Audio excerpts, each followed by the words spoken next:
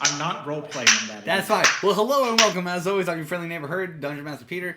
I forgot to hit record on part 2, but the only thing you missed was we found out how Senguine died. Pretty much. We found out how to kill Senguine. But we're going to load Senguine into a cannon. Talbot's going to make some magical fuse. Poof him off. That's all. Tetsu's going to be going too. Oh, and Tetsu's going to get naked and go too. Somebody's going to walk and be like, that is a pretty big step. They decided to shoot Senguine out of a cannon. And so, quite literally, when I get finished doing it, I sit down and then I continue to practice right there on the spot. All right. I do not move. I just sit right there because at this point, I am now actively engaged, and it's curious. It's a curious thing. It is coming to you a little easier. You can safely assume it is because of the fact that you're a Veilkin. Okay. Alright, so we're gonna go ahead and skip the 2 days because I think that's the only thing we needed to establish. We'll go. Your morning will happen plain. We'll get up until 11 a.m. This is where things are gonna get interesting. I'm assuming yes, Beryl. Just because I've already precepted that Beryl doesn't like being on the deck of the ship, and so she probably wouldn't have been privy to all this information. Is between the 2 days, this text, is it common knowledge that this is what we're going to do? Like, Beryl would be aware of this? Yeah, I'm pretty sure the group wouldn't leave you out. Yes. Okay. Well, I'm just making sure, because I wasn't on deck for all of that, because I pretty much said Beryl's not going to be on the deck unless she has to be. We would have... Talbot would have told everybody. And suddenly the entire group's like, no, fuck it, we're just going to keep it to ourselves. Just not in there, Beryl. I mean, Beryl's down below decks trying to hold her stomach in and let it not pop out of her mouth. So, I mean, like, it's totally possible you guys wouldn't want to be around her. Hello, motherfucker. Yeah, I mean, next time, I need you to aim for a barrel. That was perfect timing. Good job. Anyways, that does change what she was working on downstairs when she said that she was meditating and everything. So for the next 2 days, she's going to be working on a separate carving project. 10-4. I'll reveal shortly. Well, I'm glad now that the hello motherfucker is working. Greatly appreciate that. All right. So we'll get to that day. Since Tetsu is in that crow's nest. Tetsu, what does your raven's eyes see? I'm guessing you want me to roll perception? Yeah! Yeah. Oh. And then I always forget what I have. I think it's a +8.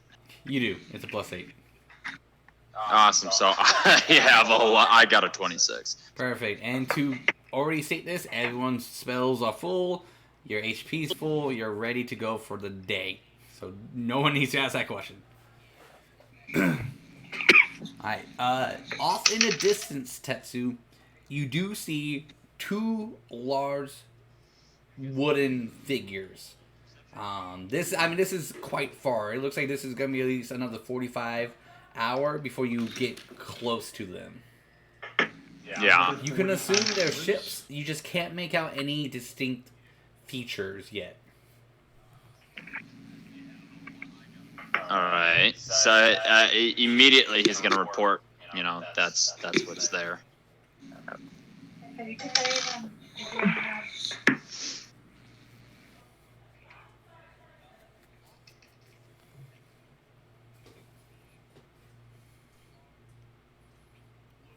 All right. Hello.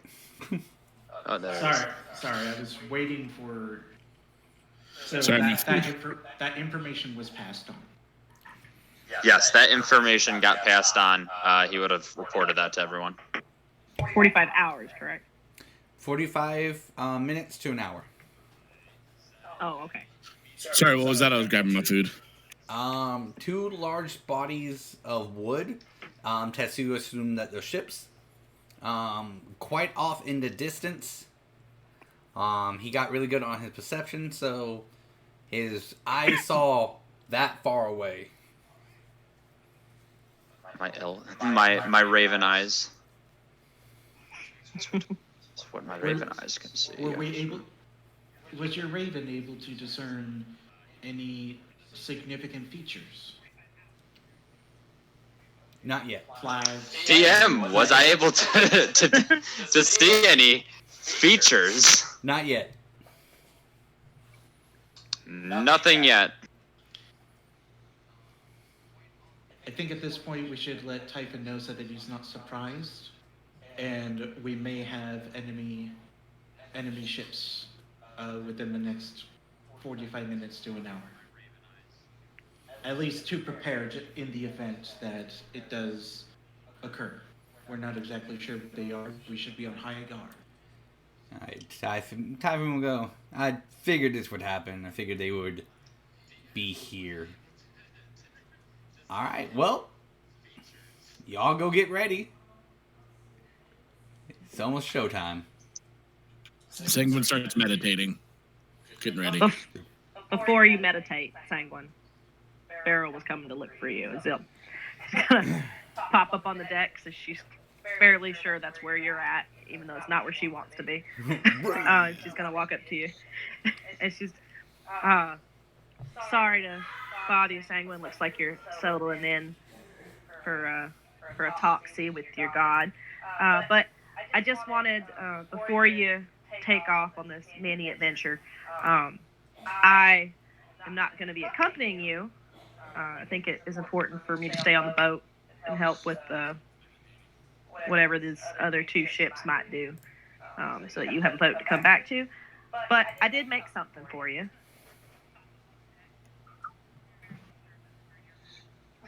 Oh, what is it? So you're going to pull out a small charm made of goldstone, which, if you guys don't know what goldstone is, it's one of these really small, very coppery looking sparkly rocks. Very small copper sparkly rocks. And it's been carved into a small lightning bolt shaped. And she's wrapped some wire around it in a really decorative way and made it into almost like a small ring, but it is wire, so it can be unraveled and put on other things. And I just made this little, it's a luck charm. I spent some time meditating with Moradin. Just a little extra level of protection. I mean, I put a lot of thought of you into this, a lot of thought of your protection, and I hope that it offers a little bit of inspiration. I did use goldstone because it's the prettiest of my stones, and I think it's the only one that kind of goes with your ego. It sparkles in the sun, kind of like your scales. Senguine immediately hooks it onto his necklace that has his Mjolnir on it as well. Roll me a percentile. Yeah. Do it. It explodes. Turns out I fucked up, guys. Wouldn't be the first time Beryl's given somebody a rock and it broke or something. Or it hurts Wouldn't be the first time she's given a rock to somebody and it hurt them. Never gonna listen. 78. Oh, okay. All right. I see what you did there. There's a 78% chance that you just fucked up. All right. So as you put it next to your Mjolnir hammer of Thor, once the two rocks touch, they mold together, turning their necklace gold. Okay, I don't know what just happened, but it was kind of fucking dope, right, Beryl? It was kind of fucking dope, right? I have never seen goldstone do that before, but this particular stone is a dwarf-made stone, and it is used by superheating rocks with gold. So, I mean, that's a plausible thing that might happen, I suppose. It's because he's so hot. I'm definitely going to look at it as a blessing, for sure. Yeah, hopefully it's not a curve. Moradin's not usually so, I'm not going to say petty. He's not petty in that kind of way. So I don't think he would take a gift and use it as such. All right. Thank you. It's really a good gift. And now it's like both, which is even better. But I'm about to get shot out of a cannon. So if you don't mind, I think I probably should say a prayer. Indeed. All right. All right. So Typhon's gonna gather pretty much everyone next to a cannon that he hoisted up onto the front of the deck, front of the bow. I do it right. Stern, bow. Bow for the front. Is it forward, backwards, side, or side? Forward is bow, right? Bow. Front, back, side to side, or front, back, side to side. All right. It's a nice sized cannon. Typhon goes, all right, everyone. It's gonna be very interesting to do. So we got a couple minutes before action happens. So what we're gonna need to do is I need the divine casters to channel their magic onto this cannon. Talbot, you already know what to do. And Senguine, are you taking all your gear with you? Yes. Cool. Awesome. And Tetsu wanted to go with you. I guess. I guess. All right then. I would never ask somebody to get shot out of a cannon with me, but here we are.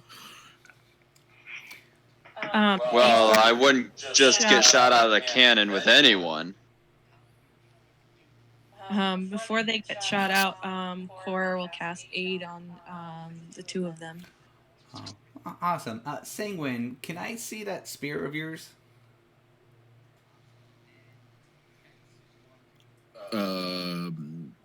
What's up, dude?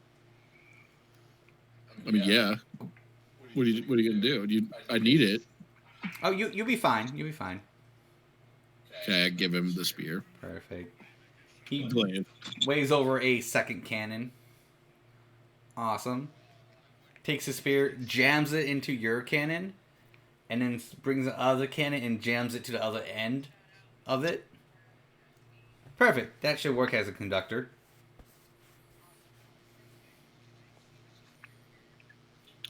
I'm gonna have my glaive when I get over there, right?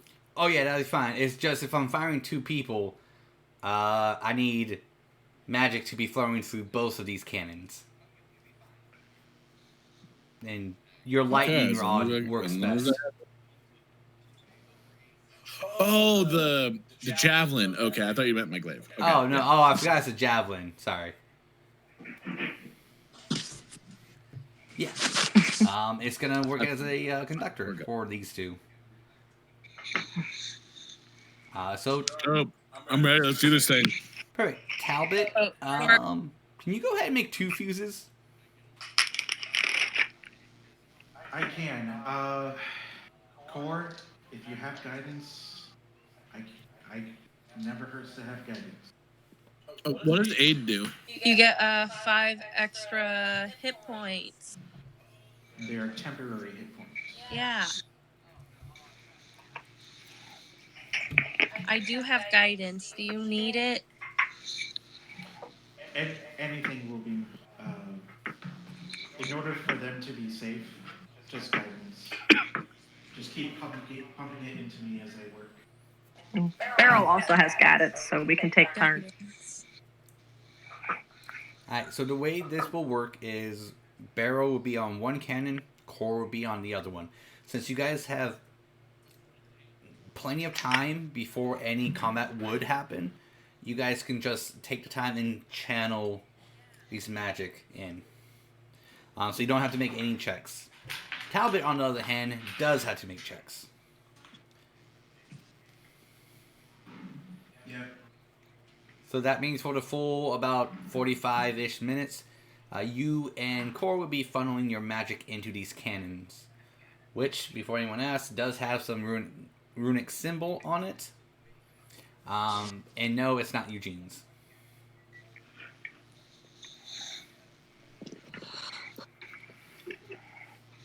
Tetsu's gonna take off his straw hat again, and just as he's walking towards the cannon, sets it on Core's head and just continues walking.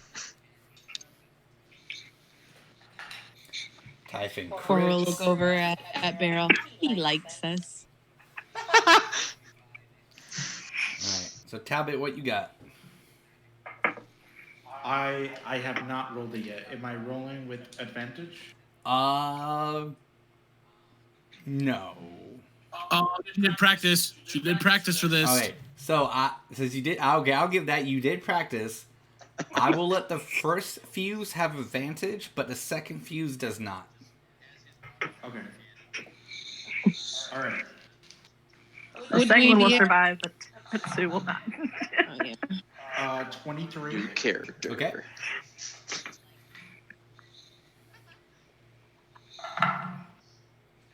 Uh, 18. Okay.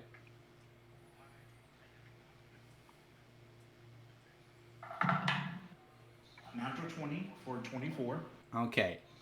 So the molding worked. Now, what do you want to put for the binding? The binding is going to be a second level. Okay. Go ahead and roll for that one as well. Singular roll, or is this the advantage roll? This for one the will have first advantage. use? Okay. The next one it will not. Yes, the next set won't. 15 in total. Alright, you're actually confident in this one. It will work as though it's planned. So you're good on Senguine's one. Now the next one will be Tetsu's. This one will not have advantage.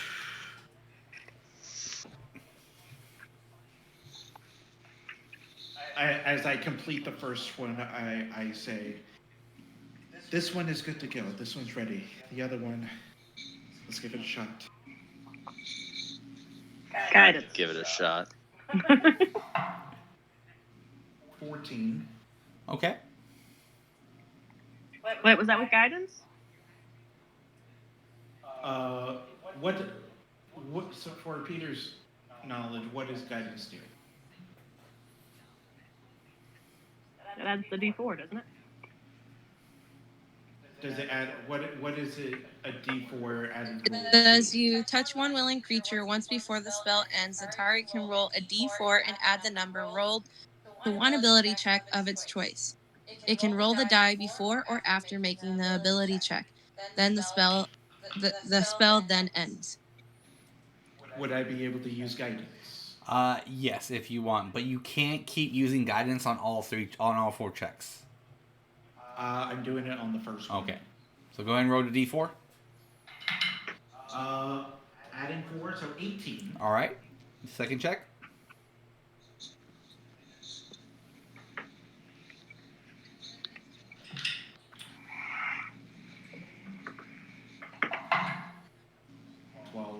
Okay, and third check.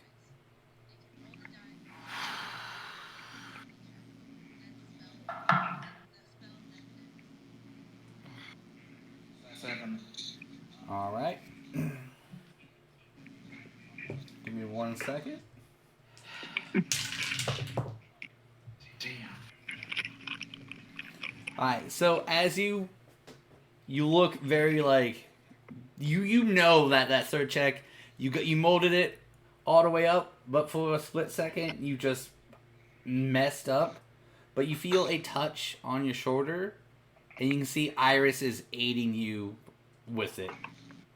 So with that help, she helps you connect the last bit of it. So go ahead and do your last binding. So this would be the binding check.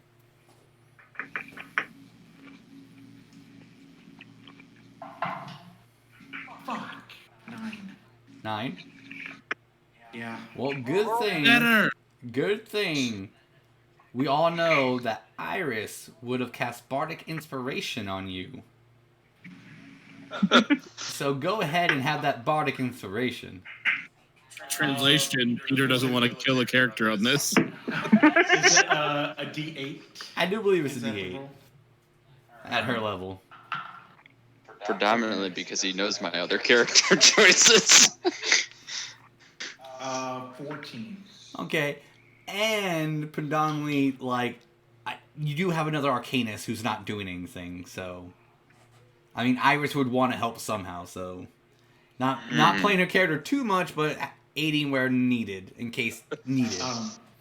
And because I'm not as confident in this one, I'm pumping a third.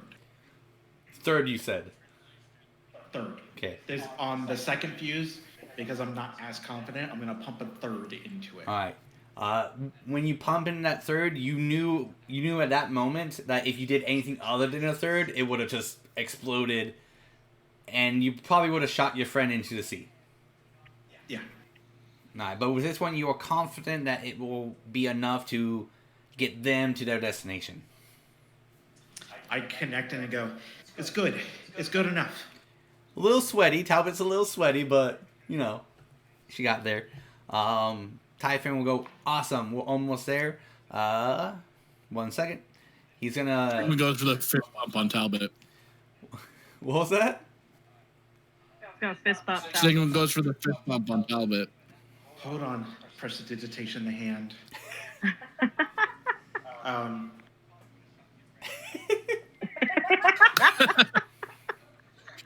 We'll work on that when I get back on the boat, okay? Is that not how it's done? It's okay, Talbot. No, but we'll work on it when we get on the boat. Typhon will pull out a knife and start carving a circle around the two cannons and start to do some type of ritual circle. Ritual.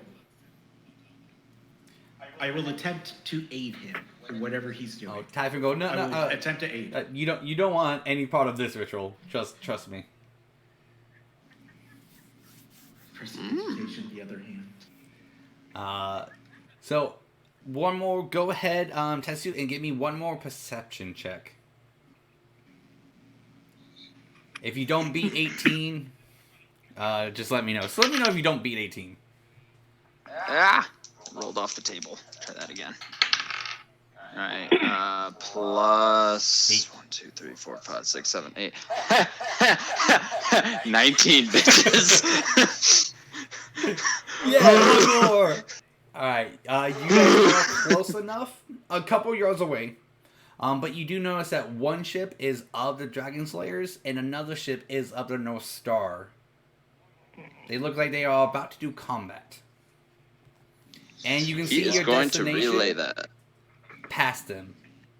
So you can see the two cliffs and everything right past them. That this does stretch He for is quite going to... some time. Yeah, he's going to tell them that and go, yeah, it looks like they're about ready to start fighting. Well, hopefully if we can stay quiet and go under the radar, they'll be so distracted with each other they won't even notice us. I highly doubt that. Now would be a really good time for Eugene's magic on this ship to cloak us. Not just yet. If anything, Alright. we're just going to have to go around them and make it quick. Or we can go right through them and hopefully the ship can hold.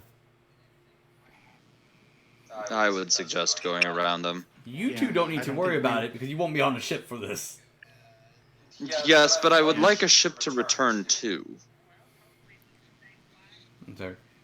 If I activate it now, Talbot would have to be pretty much a battery.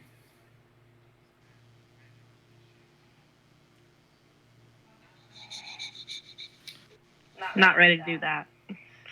Again, remember, the thing Eugene gave me only has enough battery or magic to get us across the in between the mountains safely. Enough for that and that only. So if I activate it now, we're not going to have enough juice. So since we have one So pure let's- arcanist, it's pretty much going to be a battery. Let us try to at least avoid the conflict. Let's try and go around. Is that possible? Going around will take a lot longer. I mean, a little bit longer, but what side do we go around on? Do we go around the Dragon Slayers? Or do we go around the North Stars?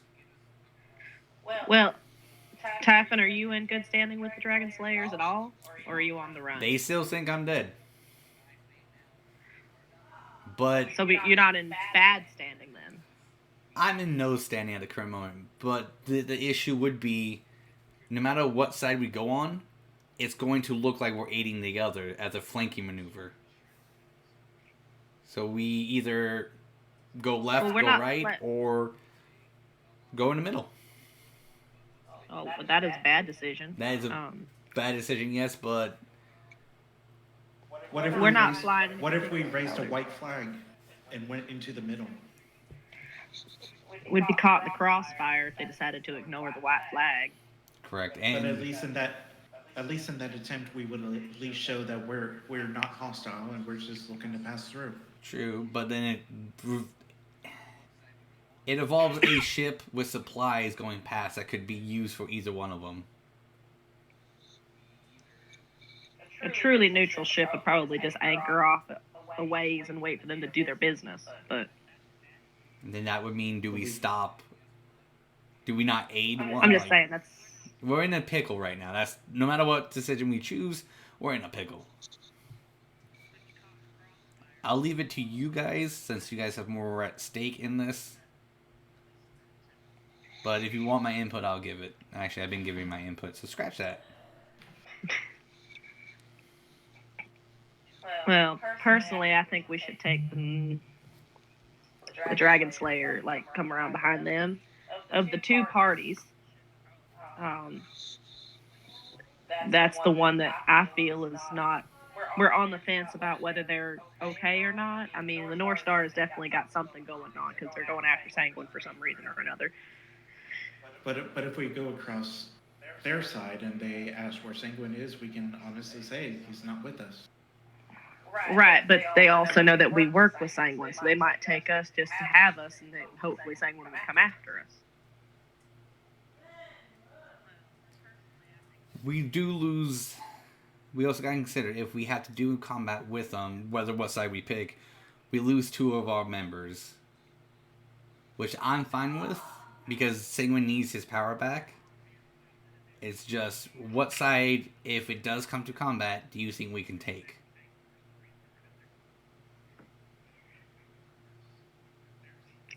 I still think we should go to the to the Dragon Slayer side. Core.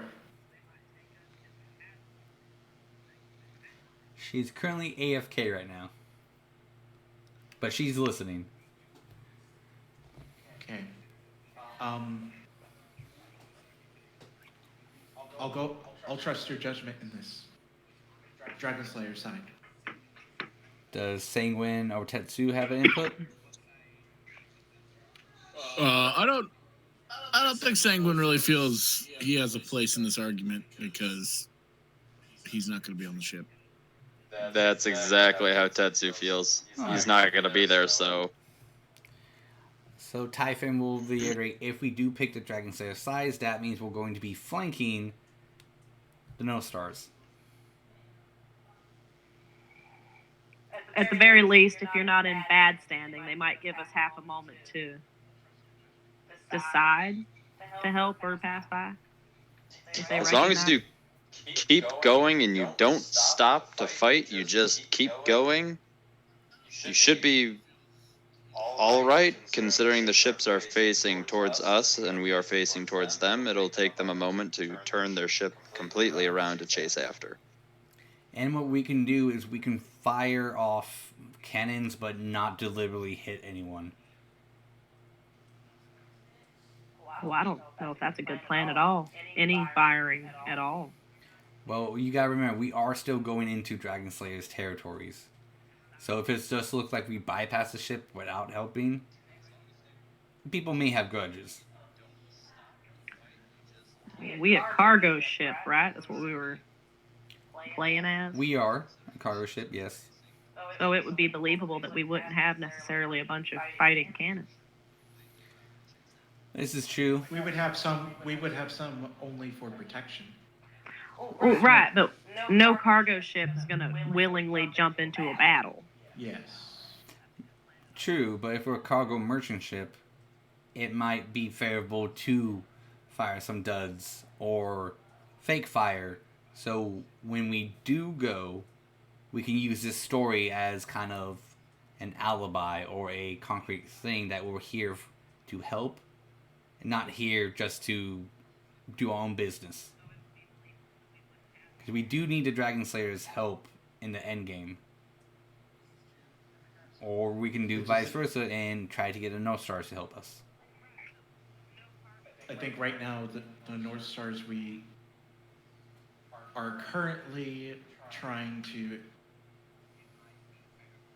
solve that conflict. But right now I think the best course is the Dragon Slayers. Alright. So we'll fire off some rounds off the 2 cannons. We'll graze those ships. Just looks like we are help. And then we'll just book it. Because it may give the Dragon Slayers an opportunity to win that battle, as they didn't think a cargo ship would have cannons.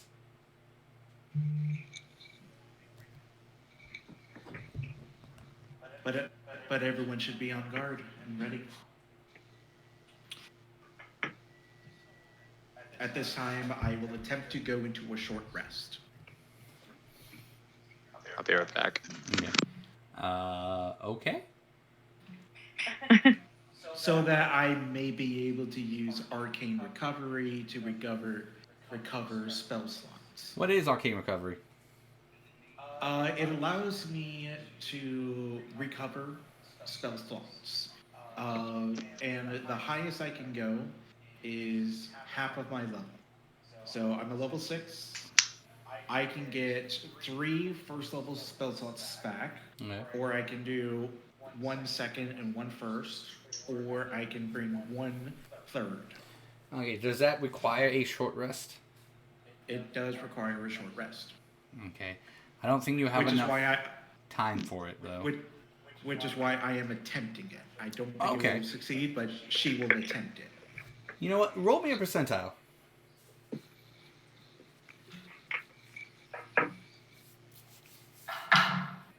$84. You guys are getting some good rolls. Okay. Alright, so Talbot's going to attempt to do an Arcane Recovery. Alright, so just to clarify, as your Dungeon Master, the choice that everyone is okay with, or the majority is okay with, is flanking the No Stars, firing some shots that won't do much damage, but distract them a little bit, hopefully, to look like you're aiding the Dragon Slayers, so you can at least have that as a story or confirmation that you're with the Dragon Slayers, so you hopefully don't run into trouble when you go into their land. Correct. Yes. Okay. Alright, so Senguine and Tetsu will be fired before we even get there. That being said, is Tetsu and Senguine ready? As ready as Tetsu's gonna be. Yep, Penguin is prepared. As they load up into the cannon, I'm just going to go ahead and pump 1 resistance cantrip into Tetsu. And I'm telling this is only lasts for a minute, but if for any reason you have to make a save and throw, you're going to get an extra D4. So just for that initial, throwing you out, because, Talbot was a little on your... Alright, so as before you guys load on up, as Beryl is casting that spell, Typhon will go ahead and do his ritual spell, which costs some blood to be poured on a certain point inside the ritual, which will transform the cannons into demon heads that will allow you guys to fit inside their mouth so they can shoot you out. Climbs on in, Sea of Thieves style. Yeah. Oh. I want that spell. Hey, no. Oh. Alright, climb in.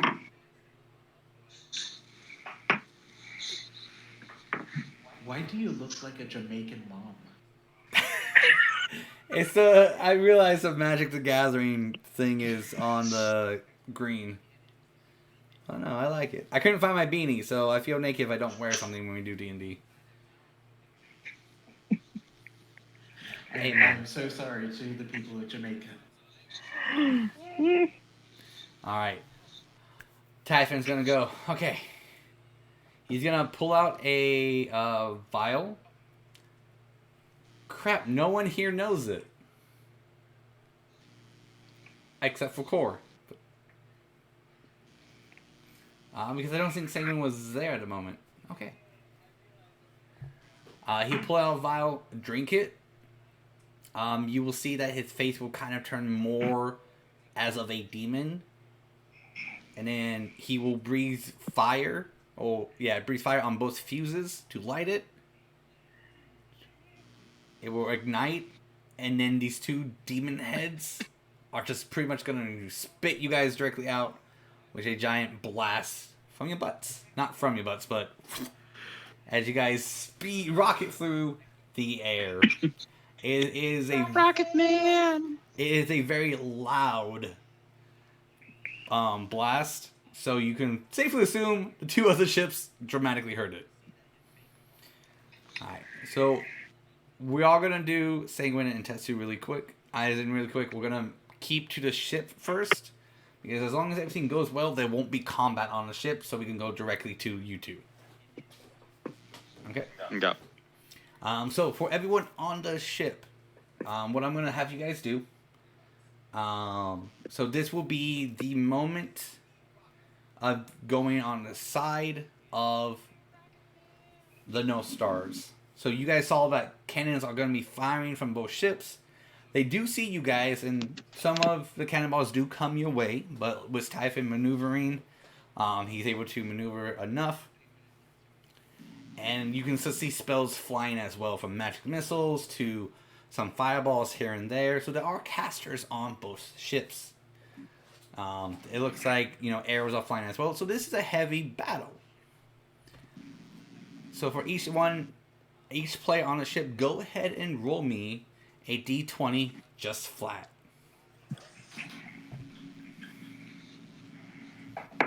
And Kyle, you can go ahead and roll for Iris. And I'm rolling what again? Sorry? It was a D20 for... A D20 Just flat flat. roll. Just For it's what, just sorry? a D20. You're not adding I just... Okay, I keep hearing people talking. I just need to know for what? For Iris. for nothing. You just Yes, for Iris for what? I just need the D20 flat roll, that's it. Thank you. So that's a 11. Okay. 16. Talbot. And Core. 19. Okay, awesome. So you guys are able to successfully, with Talbot gaining her magic back. So Talbot, so as you guys are, approaching behind them, you're not going to have enough time, but suddenly you just see you feel a spark of energy just going through your body. You do remember this energy as your guild's energy. And you can feel that there's a small smirk around, but a very familiar and safe smirk.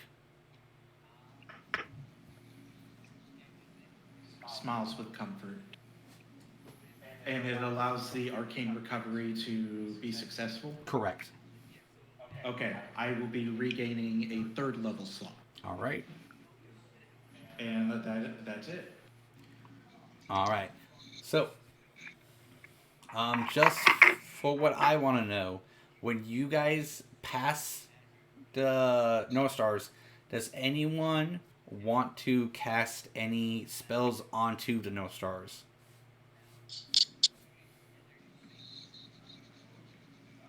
I'm going to be throwing up minor illusions of things exploding and rays shooting out. There's like minor illusions. Fireball them. Okay. Typhon's just gonna grab a bow and arrow and just shoot at the cannons. Going, yeah! Like everyone's going to look like they're doing something on the ship, while still dodging because the return fire is going to be real. Yeah. But you guys will be able to dodge, take a little bit damage. Not anything noteworthy. You will take damage from 1-2 points here and there, but nothing that would drop you down dramatically. Okay. So we have Talbot, we have Typhon. Anyone else? Yes, Core. Sorry, my phone died. Okay. What was happening? Do you want to do anything to the North Star ship? Let me see what I got first. Fireball. Always Because, fireball. because Nothing but what fireball. you're seeing Typhon aiming at the cannons, like purposely missing, going, oh god, I almost got them. You see Talbot doing illusions of like things exploding and like magic being shot and like not really affecting them, but giving the illusion that they are helping.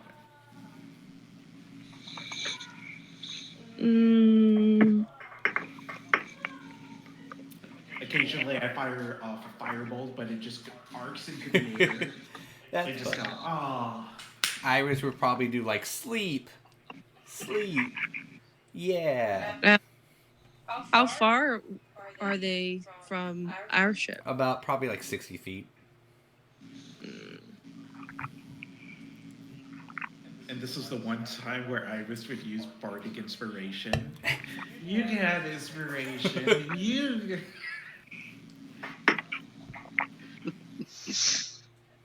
Beryl's not doing anything. She doesn't have anything that would go more than 60 feet, anyways. And Yeah. except for guiding bolt, and I ain't doing that. Do you want to throw a rock?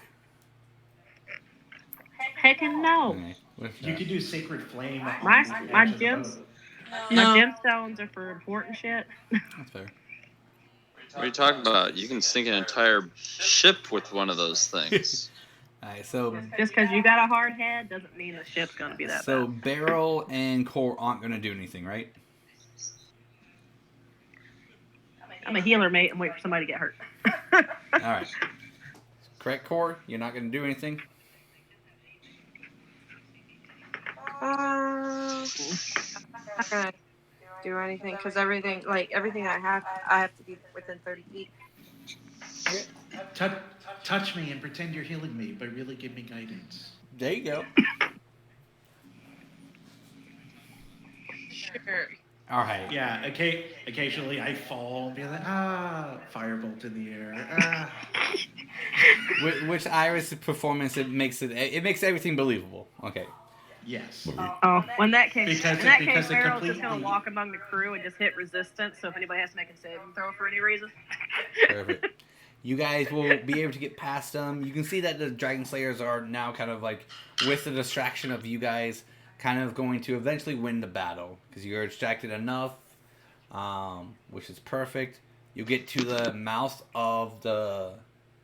Oh my god. The mouth of the cave. Thank you. Or the mouth of whatever the path. Typhon will go ahead and break what he needs to allow the ship to snake its way through the pass. We'll go ahead and get to Sanguine. So you guys are good. You guys are safe. We'll go ahead and go to Senguine and all good boy Tetsu. Both of you make me a dexterity saving throw. Oh, this is Because we shit. did not talk about landing. This is where I fucking. that's why I gave you that D4. Let me see. I just want to make sure that I know exactly what I will receive from this. Oh, I do believe I owe. I get a +9 on this. 21 in total. Hello, motherfucker. Sorry, I owed a couple people that. Alright, so I heard a 29 and a... 3, 4, 5, 6, 8, 9. So 21. Not a 29, but a 21. And what did you get, Sanguine? What was that? 21. 21? So you both got 21. Correct. Oh, hey, look at Alright. that. Alright, so you guys, since you both got 21, tell me how you land. Superhero pose. And So Tetsu, Superhero landing. yeah, he's gonna do the superhero landing. I'm going to do so.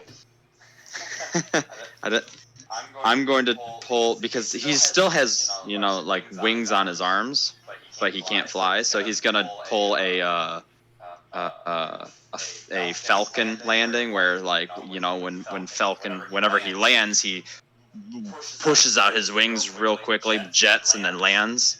That's exactly what he's gonna do. Is he's just gonna bring out his wings real quick, like big U shape, slowing himself down, and then just one flap and then land. All right. You guys land in those cool poses. Do you guys say something to each other, or do you continue forward? Senguine stands up and puts out a fist for a fist bump. Just no looking, just out to the side. Oh yeah, he knew this was gonna be happening, so he just sits there and goes boom, just Right. fist bump right there, and then just walks forward. So as you guys fist bump, and you guys do look ahead, it does go kind of from like a slope upwards, and it just continues. There are rocks, it looks like trees, there's a passageway, so this does look like plenty of spots where things can hide.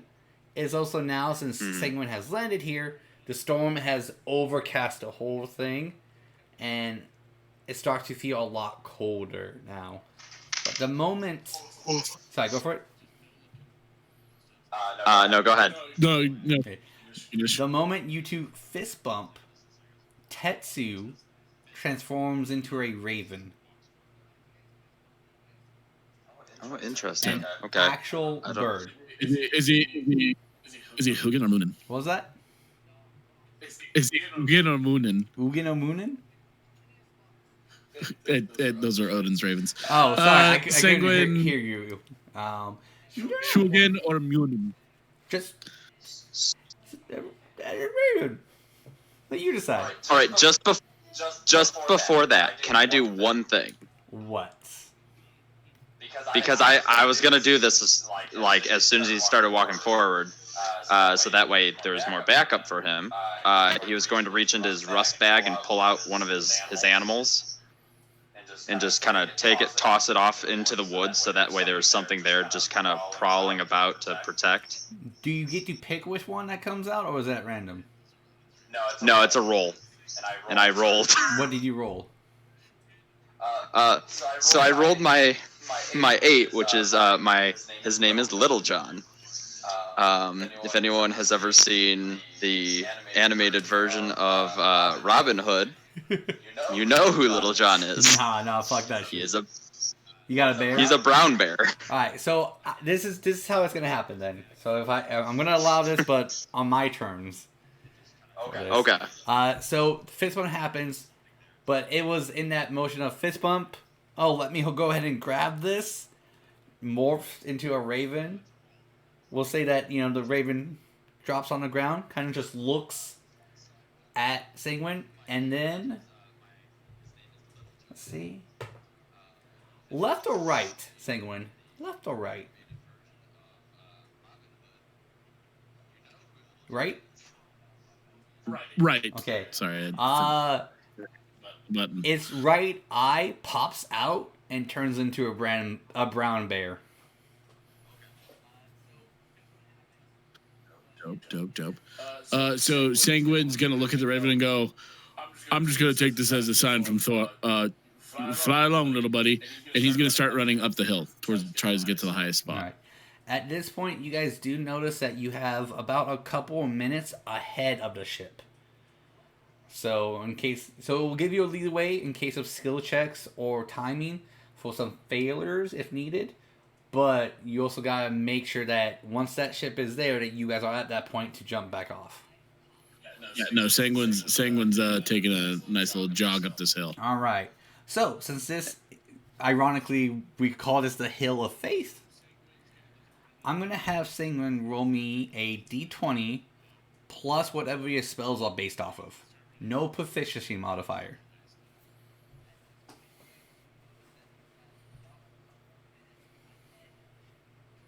That's a 22, my dude. All right. So, as you start running and everything, you start to hear the drums of war happening. Wind is starting to pick up. That nice cold breeze of what Senguine's used to. Back home. And then suddenly a warrior comes out, shield and axe, goes to swing at you, but you are easily able to just cut him down. But you do notice So you can- that his axe is just slightly ahead of him. Do you continue or put his axe in his hand so he can go to Valhalla? You gotta stop his axe in his hand Okay. real quick. But then he's gonna start running a little bit faster. Okay. All right. And when you do it, he, even though he tried to kill you, he does give you that like nice little like nod wink. All right, give me another one. And now Tetsu, do you want to fly over him, be on his shoulder? What do you want to do? So Tetsu at this point will be flying. He's going to be overhead, basically playing over, again, Overwatch. He's going to be flying over, just kind of keeping an eye out for things, spotting things. If he sees something that Senguine does not see, he's going to caw very loudly, so that way he knows, hey, look. And at this point, the bear is also going to be kind of looming in the woods. All right. Senguine, what is it? Sorry, I rolled off the table. 14. All right. Ooh, it's nerve-wracking. I'm excited. Sorry. All right. Tetsu, I'm going to not have you roll because your passive possession is 18. At this point, if there's anything hiding, it's much more than you can see, but I'll let you know. Tetsu, you do see in kind of a bush off to the side. Oh, okay. You go ahead and hopefully I can fix that. Thank you for letting me know. Is it much better now?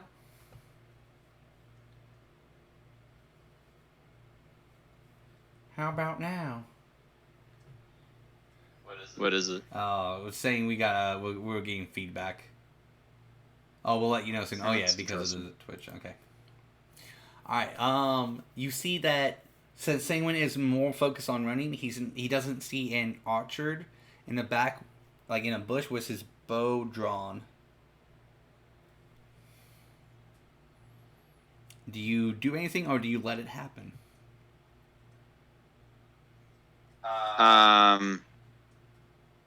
Oof, that's tough. Because knowing that he's supposed to be doing this on his own, he's kind of like, ugh, torn, but at the same time, he knows that this being his close ally at this point, he's wanting to aid him. He will dive down to try to attack the arrow, so that way it's unable to get off at him. Okay, go ahead and roll me just a flat d20. That is a 14. All right, let me. Nope. Let's see if I do.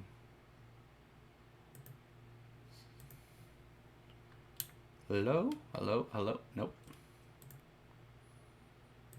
Okay, well, unfortunately, I don't know exactly how to fix that feedback, so we'll just continue from here. We're just going to have to deal with it for now. All right. So, Senguine, as you're running, all you hear something go from the sky downwards and start to, like, caw at something in the, like, off to the side. And you can just hear a lot of rustling. You can't really see anything because it's a bit, like, overgrown. But you can assume it's something's back there. Do you go and see, or do you wait a second? Sang was still running, man. All right. After a little bit of you pecking, that person with the bow and arrow just disappears. Go ahead and roll me another check. Who, me? That Him. 21. Nat 1? 21. Oh, 21. I was about to say, I was like, oh shit. All right. As you're about midway now, so you can kind of hear the ship casting its magic and now winding through it. You get a little bit over the top of the hill, and you see a long table filled with food, ale, chairs, and at the head you see your father just sitting there with a horn of ale, just looking at you. Wait, is this at the on the cliffside? Kind of like you ran up the first part. Now you're coming to like a plateau area. So you're not at the very top yet. There's. So Senguine is very focused on his because the vision was the very top of the hill. Correct. Right. The cliffside is where that light came from. He knows this isn't real, so he's gonna run by, be like, "Sorry, father," and just keep going. Is your father dead or alive? I don't know if I ever said. He's oh no, he's in jail. He's in jail? Prison. He's in prison. Okay. Yeah. Did he have a favorite weapon or anything? Like, what did he use for combat?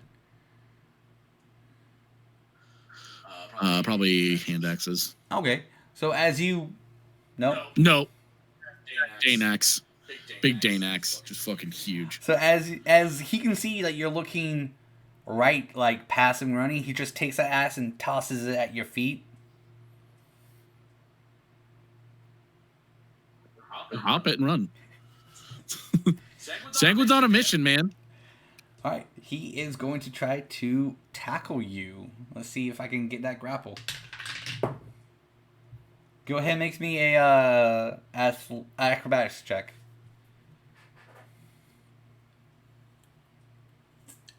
Is it a save or just a check? It's a skill. Oh, yeah. That'd be that beauty nat 20, baby. You bastard. So I guess that'd be that 26, I guess. Alright, let me quickly grab my headphones.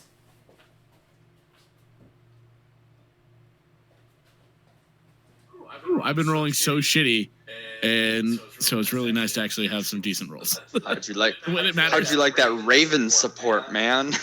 Well, thanks. Didn't see it. I honestly thought you were just gonna be like, watch out, like. I mean, originally I was like, yeah, I'd probably just call, but then I was like, however, I also know that if the roles were turned, Senguine would be like, fuck this, I'm going in. Oh, the country thing is having me talk country. Oh, southern. He likes you, Senguine. So that's a country thing. For now. If someone later redeemed it, I'll probably do another, a full outfit of country. Do a little country D&D, folks. But we'll continue. Alright. He goes... I'll actually let you say. He goes and he stops right in front of you. And just puts out his arms. As though he would go and hug you. Oh, that's tough. This kills me. He can't do it. He doesn't think it's real. He's gonna slide under his legs. Remember, you do have still time in case you fail. So if you think you want to do this for your character, you do have time to still make up. Like, you're not falling behind right now. No, I legitimately. I'm trying to play this as Senguine, okay. And he doesn't think. He just saw his friend turn into a raven. And so he doesn't think this is real. Okay. So he just no distraction right now. All right. So as you guys, he called me his friend. I appreciate you trying to get a story point in here, Peter. Okay. I appreciate you, but I'm trying to play this as Senguine right now. All right. So as you slide under his legs, as though you've done multiple times as a little kid, he looks down at you, and for the first time in your life, I'm gonna assume I don't really have Senguine's childhood. You can see a proudful smile on his face. So just so a little backstory. He did have a pretty good childhood. Okay. His family was super rich. They were a crime family, but they kind of kept him from it because he was always such a little sweetheart. And so they kept Senguine kind of out of the loop on the crime stuff. So they treated him really well. So it's like the proud father, like it's not the first time in his life he's seen that. But like it still means like he's like at his heart Senguine's a soft kid. Yeah. So he it still means a lot when he sees Okay, it. good. And you just keep booking it. All right. So give me another one.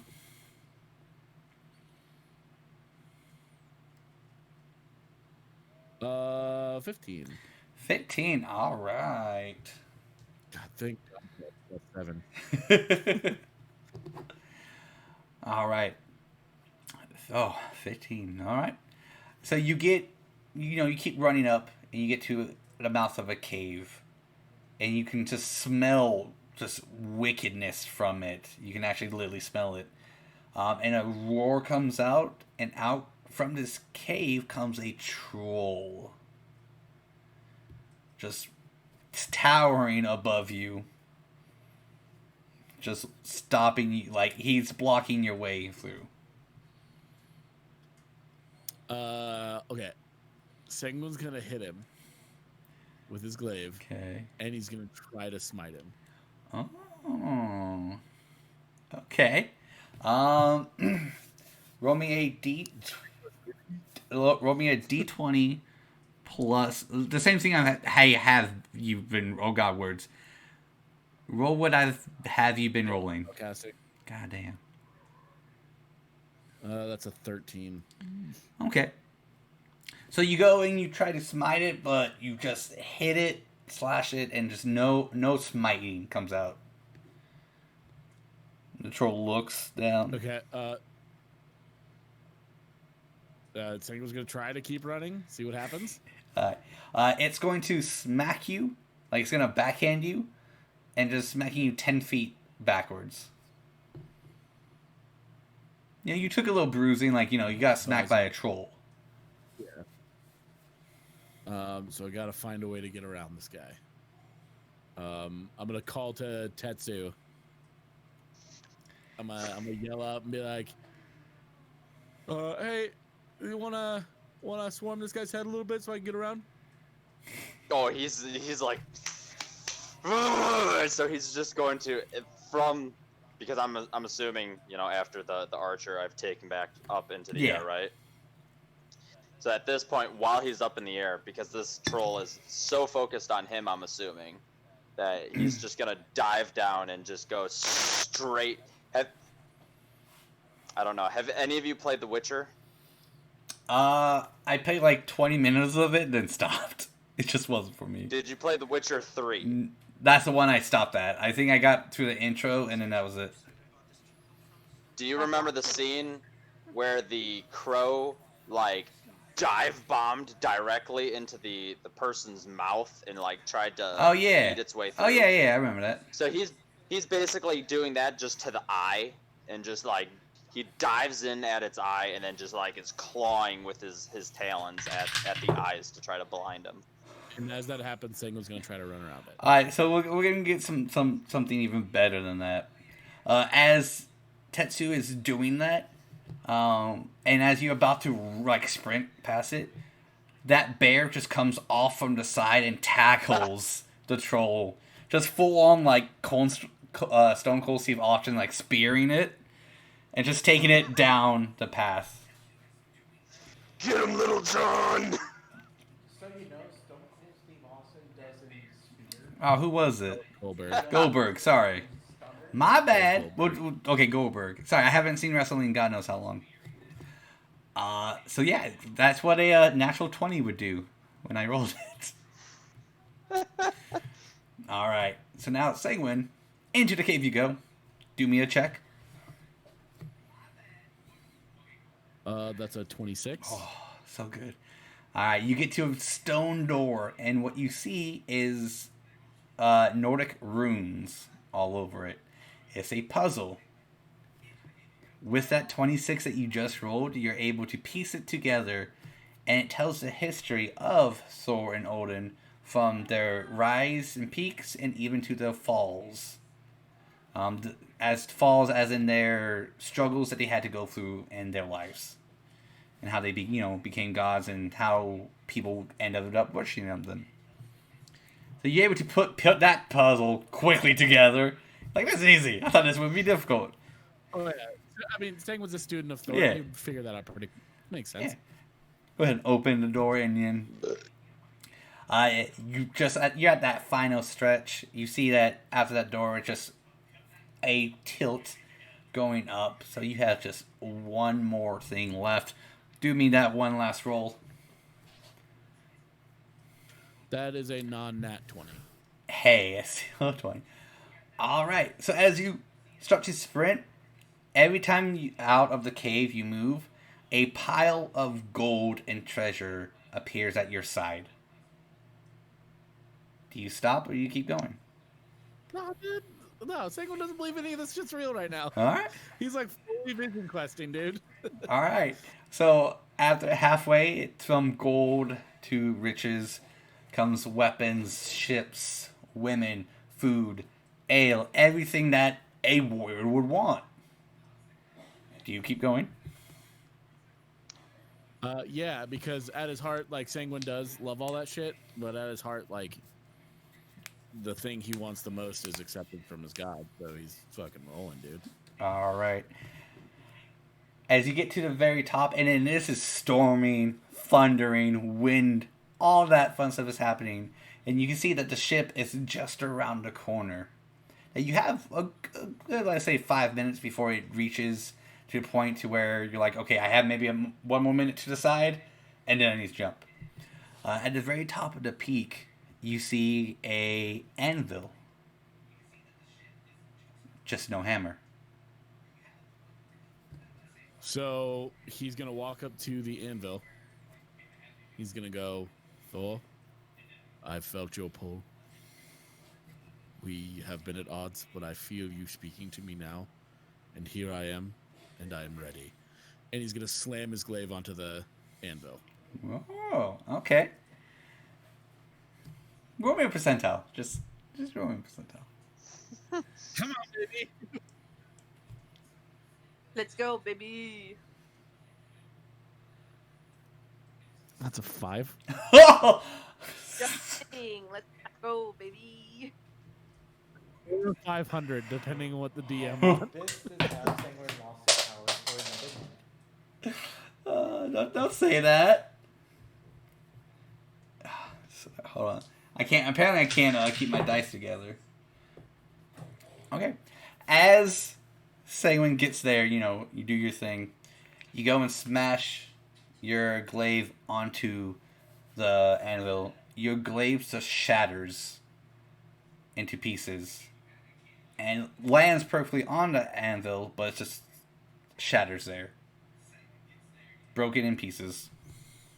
The thunder, the storm is still happening around you, and the ship is getting closer.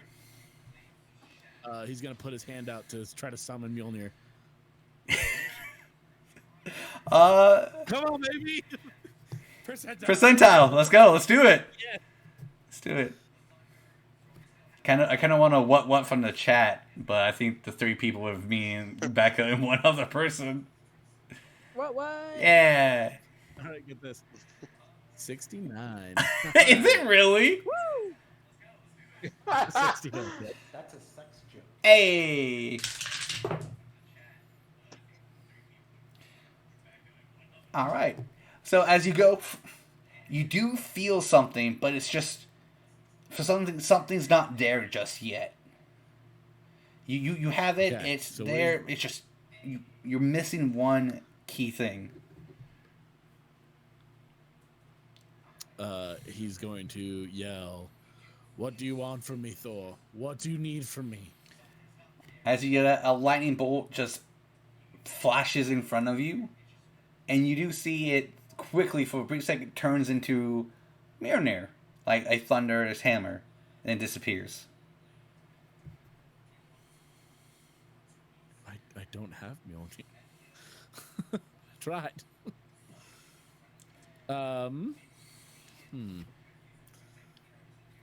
I'm like at a loss. Like everything I wanted to do. I don't know. He's gonna grab a shard of his glaive. Okay. and he's gonna point it to the sky. Okay. Same thing happens. Lightning bolt of Mariner happens. Nothing else. The ship is now getting closer. It is at that 2.5 minute mark. And everyone on the ship can see Senguine up high trying to do something. Just doesn't know what. Eli, as a player, also doesn't know what, right? I want to say it, but if I say it, it's going to give it away.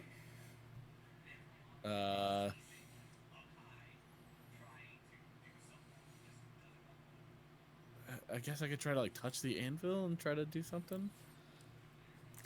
Okay, I'll this is where I want to help you, but at the same time, I know it's literally right there. It's just you're overlooking it. Could I just look at the anvil to see if Mjolnir's there? Is there any runes on the anvil, anything like that? The other players are probably I got it. It's all right. Oh fuck! I know. Nope, I got it. Senguine takes off his. He takes his Mjolnir, and he puts it on the anvil. All right, I was about to say fucking. I'm just gonna say it. Beryl. That's it. I was just gonna say Beryl. That's why my camera was off the whole time. I was like, don't help. All right, so as you instead of putting it on, you take it off. You show it in. We'll say that you take it off. You throw it at the lightning. It comes back into a full size hammer. And then you start to reforge your glaive. Dope. Do I also get to keep the hammer? I reforged my glaive, yeah. So now, in reforging it, do you want to keep it a glaive, or do you want to transform it into a different weapon?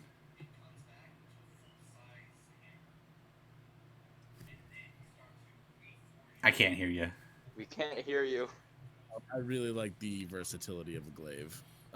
But I character arc probably should be a hammer. No, I'm having the inner debate. What would Senguine want? Senguine wants a hammer. Fuck it, Senguine's getting a hammer. And you still, you still have that glaive that Core gave you. Oh, javelin, different thing. So no, Senguine's gonna get a hammer. So as you're reforging it, from your perspective, it looks like you're just whacking at it for hours on end. Just your main focus is this. From everyone else, you can't a big giant wind and rain just covers Senguine. You can't even see him anymore. But the spear that you had just rips from the two cannons, flies to you, and then imbues this hammer with the thunder you need. We'll create a design of it later.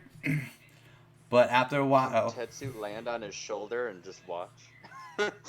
Yes, actually. Tetsu will land on the shoulder, giving that lovely purchase, that feeling that Senguine has, with a raven and the history with that.